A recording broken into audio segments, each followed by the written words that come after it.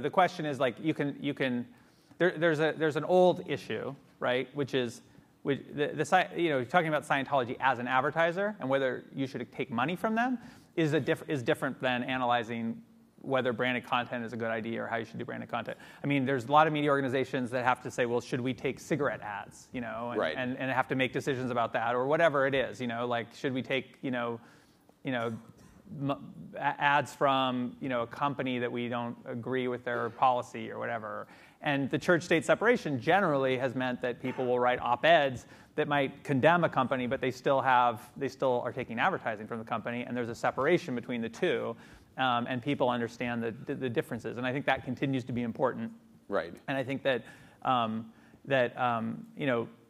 anyway, back to the issue of whether branded content should be entertaining. I do think that good advertising tends to be work on an emotional level and be more entertaining, and not like a second-rate news article. And I think some of the mistakes people make is they make a second-rate news article that's sponsored instead of telling a story.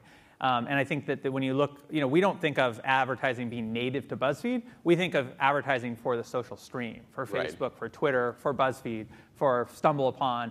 How do we make things that will spread across the social web, as opposed to making some bespoke thing that only fits in on our one site, on one site.